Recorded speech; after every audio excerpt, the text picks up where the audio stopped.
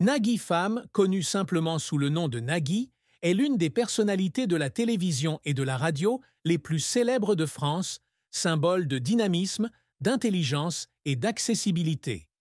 Animateur d'émissions à succès telles que Taratata et N'oubliez pas les paroles, il est devenu un élément incontournable de la culture populaire française, apportant joie et inspiration à des millions de téléspectateurs. Né à Alexandrie, en Égypte, dans une famille d'origine multiculturelle, Nagui a surmonté de nombreux obstacles pour construire une brillante carrière, devenant l'un des visages les plus appréciés de la télévision française. Cependant, derrière son sourire éclatant et son style d'animation engageant, la vie de Nagui est une longue histoire de défis, de sacrifices et de profonde tristesse. Ces dernières années, alors qu'il atteignait le succès et la reconnaissance, Nagui a finalement admis sa douloureuse vérité. Malgré la construction d'une carrière de rêve et d'une famille heureuse, il était hanté par le sentiment de ne pas pouvoir échapper complètement aux ombres de son passé, aux pressions de la célébrité et aux pertes personnelles qui ont laissé des cicatrices sur son âme. En tant que personne issue de deux cultures, égyptienne et française, Nagui a dû faire face à des défis d'identité, aux attentes du public et à la douleur de relations ratées. Sa plus grande tristesse n'était pas seulement les difficultés de sa carrière ou les événements de sa vie personnelle, mais le sentiment d'avoir perdu une partie de lui-même dans son cheminement pour devenir une icône. Cet essai se plongera dans la vie de Nagui, explorant les défis difficiles qui l'ont façonné, les profondes tristesses qui ont gravé son âme et les vérités douloureuses auxquelles il a finalement été confronté. Nagui Femme est né le 14 novembre 1961 à Alexandrie, en Égypte, d'un père égyptien et d'une mère franco-italienne. Enfant, sa famille immigre en France à la recherche d'une vie meilleure et s'installe à Cannes. L'enfance de Nagui n'a pas été facile, car il a dû faire face aux difficultés d'intégration dans une nouvelle société où il se sentait souvent comme un étranger en raison de son origine multiculturelle. Mais c'est cet environnement diversifié qui a nourri sa passion pour la musique, la culture et la communication, éléments qui deviendront plus tard le fondement de sa carrière. La carrière de Nagui débute dans les années 1980, lorsqu'il s'essaie à la radio, un environnement qui lui permet d'exprimer sa créativité et son énergie explosive. Il a travaillé pour des stations de radio telles que Radio Nova et RTL, où il a rapidement attiré l'attention grâce à son style de présentation unique qui combinait humour, intelligence et accessibilité. Ces années à la radio ont aidé Nagui à perfectionner ses compétences en communication et à se constituer un public fidèle, jetant ainsi les bases de sa future carrière à la télévision. En 1987, Nagui a l'opportunité d'entrer à la télévision en animant Que de l'étoile sur la chaîne M6. Bien que l'émission n'ait pas connu un grand succès, elle lui a permis de se familiariser avec l'environnement télévisuel et de nouer des relations dans l'industrie. Nagui a rapidement compris que la télévision était le lieu où il pouvait le mieux mettre en valeur ses talents, de l'animation de jeux télévisés à l'animation d'émissions musicales. Cependant, le chemin vers la gloire n'est pas facile. En tant qu'Égyptien dans une industrie largement dominée par des Français de souche, Nagui a dû faire face à des préjugés et à des barrières invisibles, le forçant à travailler 2 fois plus dur pour prouver sa valeur.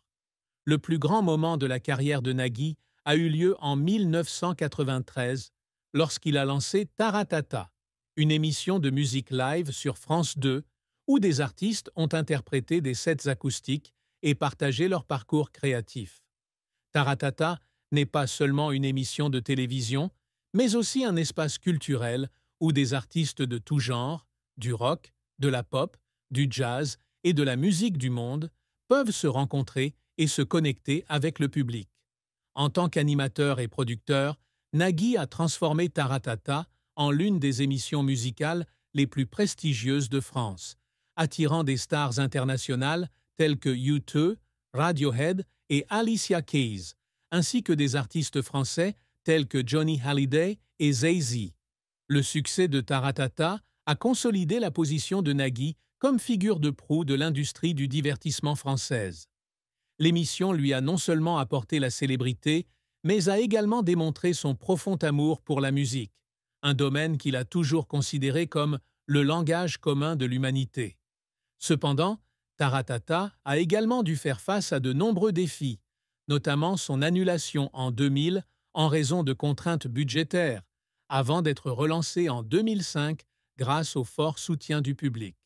Ces bouleversements ont conduit Nagui à travers des périodes stressantes, alors qu'il luttait pour protéger sa vision artistique contre les pressions financières et du marché. En 2007, Nagui continue de faire parler de lui avec N'oubliez pas les paroles, un jeu musical sur France 2 où les candidats s'affrontent pour mémoriser les paroles de chansons afin de gagner des lots. Avec un format simple mais engageant, Ne dites plus jamais. Elle est rapidement devenue l'une des émissions les plus populaires de France, attirant des millions de téléspectateurs chaque soir.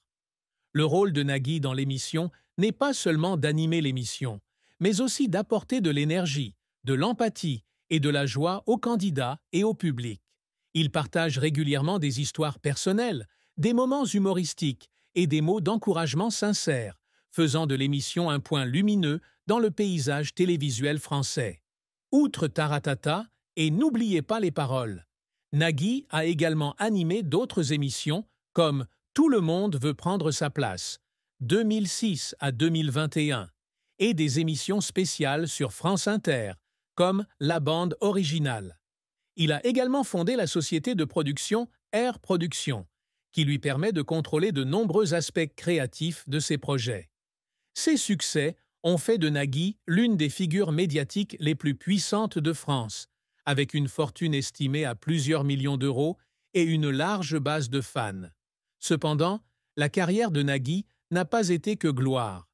En tant que personnalité publique, il a dû faire face à une pression constante de la part du public, des critiques et de l'industrie du divertissement. Diriger plusieurs spectacles à la fois exige de lui une énergie débordante, une créativité constante et la capacité de s'adapter aux changements de goût du public. Il y avait des moments où il se sentait épuisé et se demandait s'il était à la hauteur de sa passion ou s'il courait simplement après les attentes des autres. De plus, Nagui a également fait face à des controverses et des critiques. Certains critiques ont avancé qu'il avait une approche trop commerciale, notamment avec des jeux télévisés comme N'oubliez pas les paroles, et qu'il avait sacrifié l'aspect artistique de Taratata à la recherche du profit.